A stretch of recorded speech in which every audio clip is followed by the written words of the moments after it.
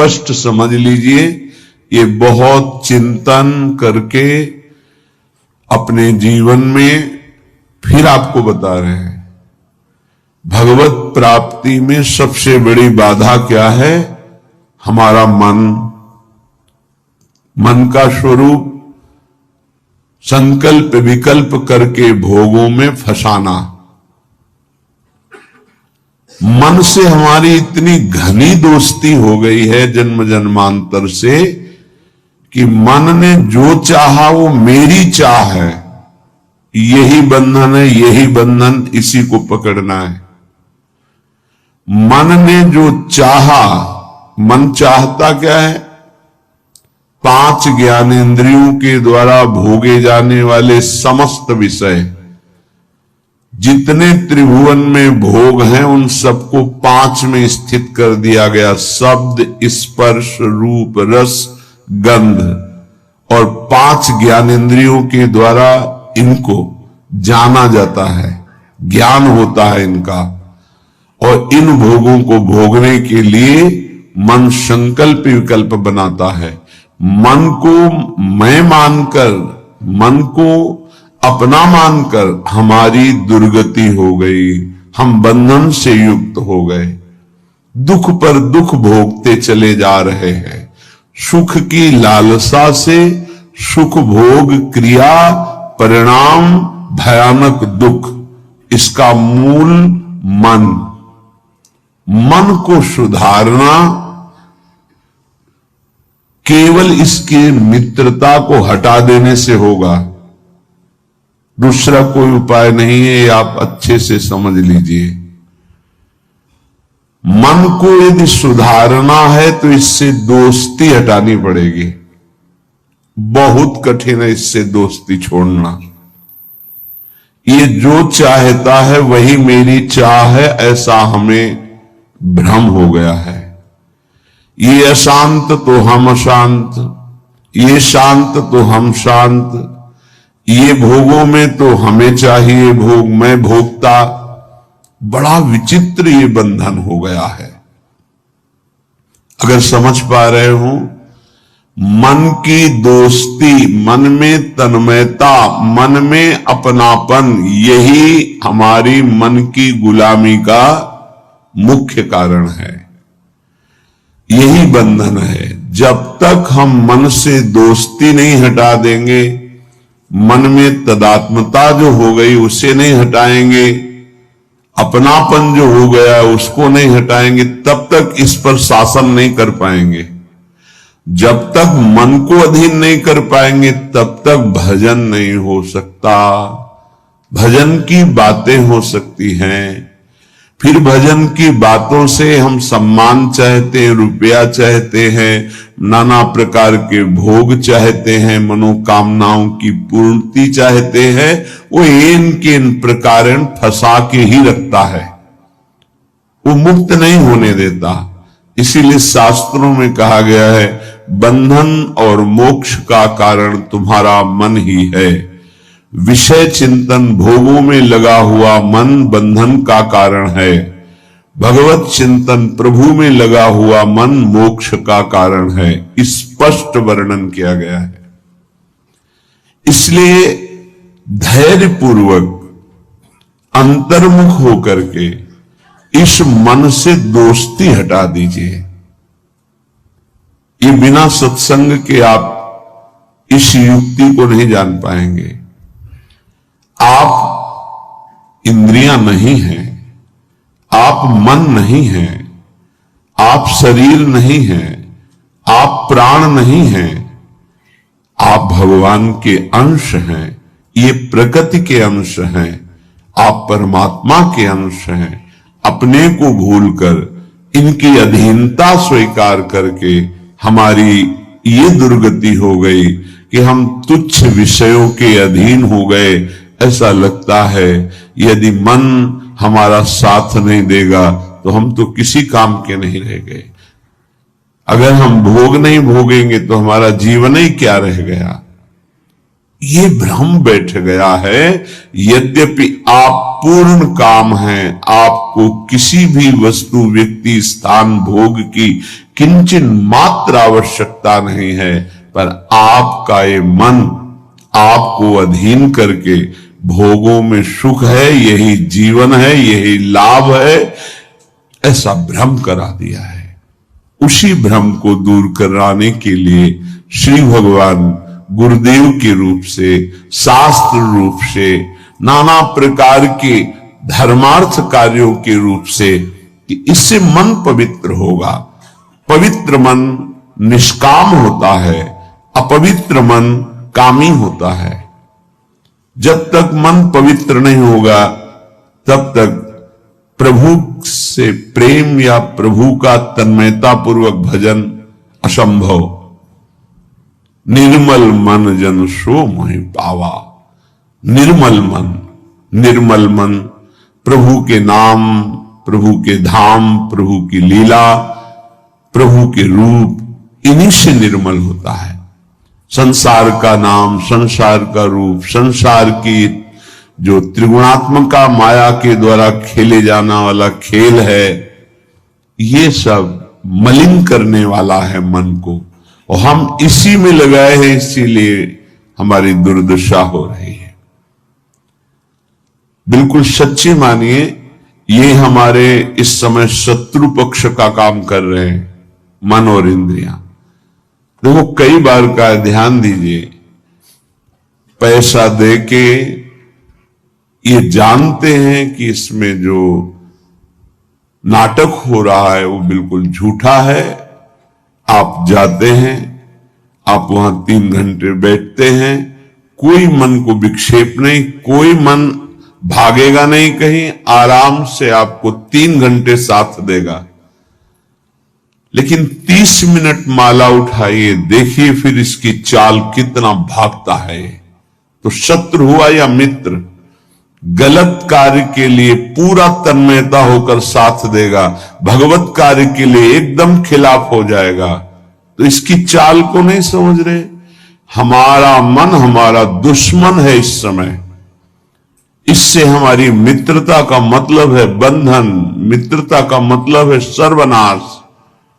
बहुत बहुत सावधानी की जरूरत है। ये मन 5 मिनट ऐसी चेष्टा करा देगा, आजीवन कारावास। कुछ क्षण ऐसी चेष्टा करा देगा, फांसी की सजा। कुछ क्षण ऐसे पाप करा देगा, नहीं कोई जानेगा, तो अंदर से भयानक रोगों की उत्पत्ति, अशांति, हृदय का हर समय दाह युक्त होकर जलना, बहुत प्रकार से कष्ट ही कष्ट देने वाला है। दुख योनया, इससे दुख ही प्रकट होता है। इसलिए उपासक अपने आप को और मन को अलग करना सीखे।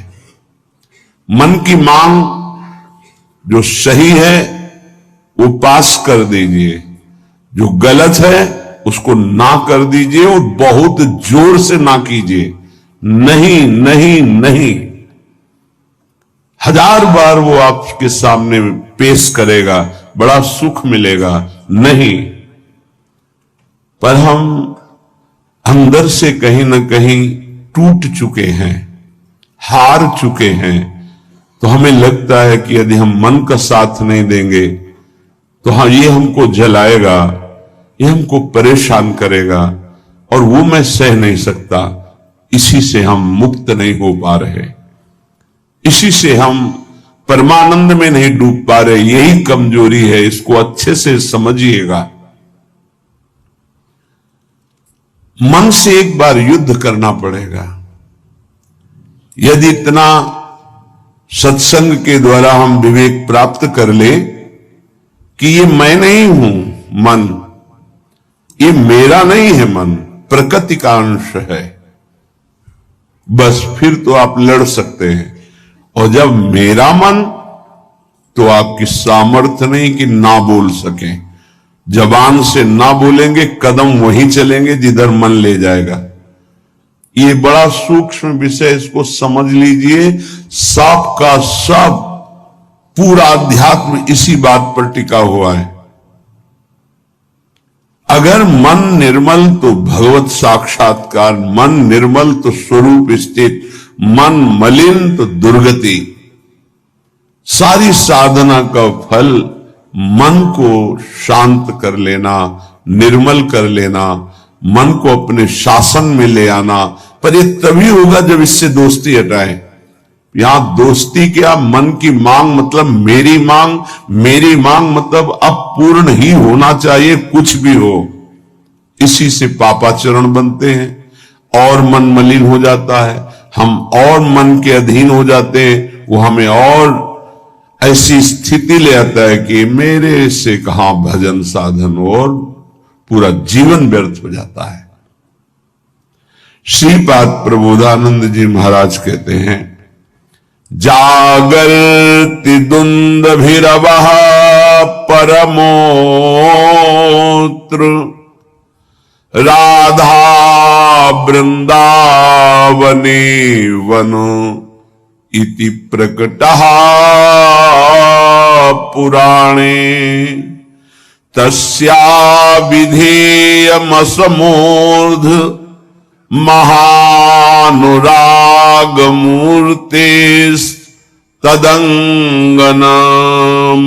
महानुरागमूर्तेस्तदंगनमपोहे हरिं क्व पश्ये।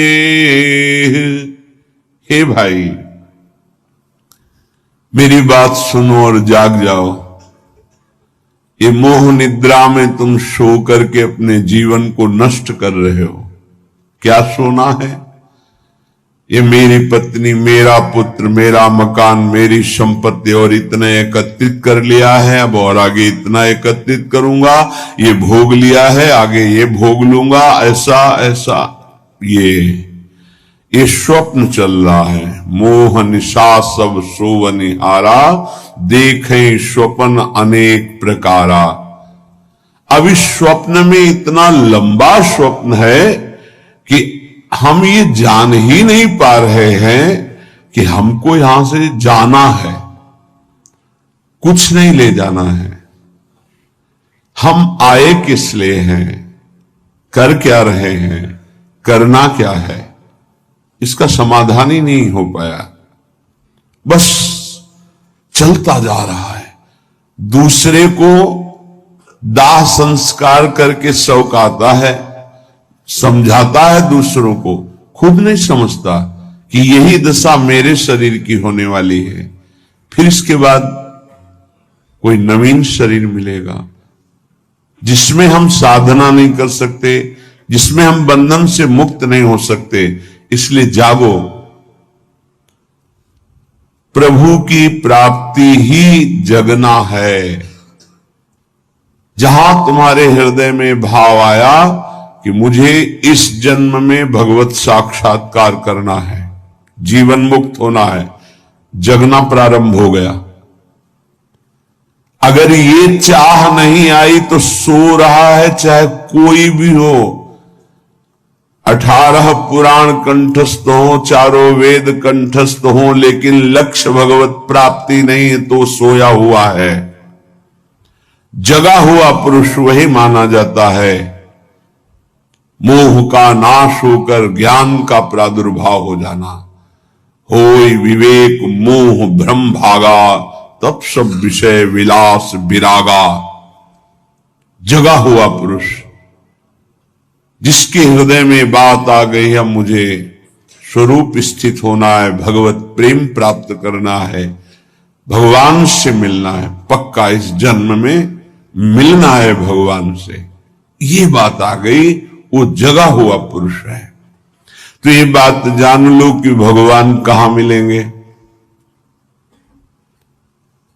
श्रीपाद कहें, ये हम डंके की चोट से कहते हैं कि हमारी लाडली जू परम पावन वृंदावन धाम में अभी इसी क्षण लीला परायण है।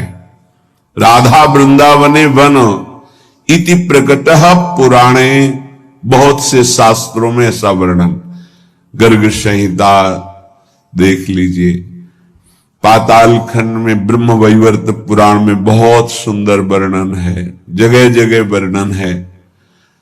तो जहां हमारी किशोरी जो है वहीं प्रभु विराजमान है। अब सूक्ष्म विशेष का किशोरी जो प्रेम रूप है, जहां प्रेम है वही हरि है। प्रेम के बिना हरि का साक्षात्कार नहीं हो सकता। प्रेम का मूर्तिमान स्वरूप हमारी प्रिया जो है, इसीलिए हम कहते हैं राधा राधा राधा, क्योंकि राधा उच्चारण किया तो जिनका नाम राधा है वो देखे, और जिनको प्राण प्रिय है वो देखे। प्राण प्रिय है हरि को, हरि रसना राधा राधा रट, स्वयं हरि जो राधा राधा रटते हैं, और किशोरी जो प्रिया प्रीतम दोनों हमारी तरफ देखेंगे राधा उच्चारण से। तस्या विधेय मसमूर्ध महानुराग, किशोरी जी की कृपा से ही महाअनुराग प्रकट होता है। महाअनुराग में ही हरि का साक्षात्कार होता है, प्रिया प्रीतम का साक्षात्कार होता है। इसलिए अगर हमारे वाक्य को आप समझ पा रहे हो, श्रीपाद कह रहे हैं, तो आप वृंदावन का आश्रय ले लीजिए। अगर अखंड वास नहीं प्राप्त हो पा रहा तो आश्रय ले लीजिए, रजरानी का सेवन कीजिए, धाम आइए, बार बार यहां दर्शन कीजिए, प्रदक्षिणा परिक्रमा कीजिए, बैठकर एकांत में नाम जप कीजिए। बहुत बड़ा प्रभाव धाम में जो भजन करता है तो बहुत कई गुना बढ़ करके उसको लाभ मिलता है। इसलिए यहां बहुत जल्दी भगवत प्राप्ति होती है। मथुरा में 6 महीने में भगवत साक्षात्कार कर लिया ध्रुव जी ने। देखो 6 महीने भी बहुत होते हैं। अगर व्याकुलता बढ़ जाए, तन्मयता हो जाए, तो 6 मिनट में भगवान साक्षात्कार करा दें। वो बहुत कृपालु है। मिलन्ति चिंता मणिकोटि कोट्यः, अब ये बात समझनी है।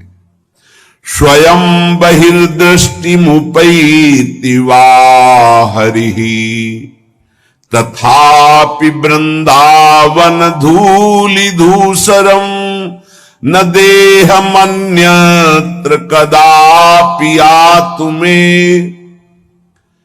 एक तरफ हरि है, एक तरफ करोड़ करोड़ प्रकार के सब भोग सामग्री, महान रत्न, रुपया, पैसा, सोना, चांदी, सब वैभव है।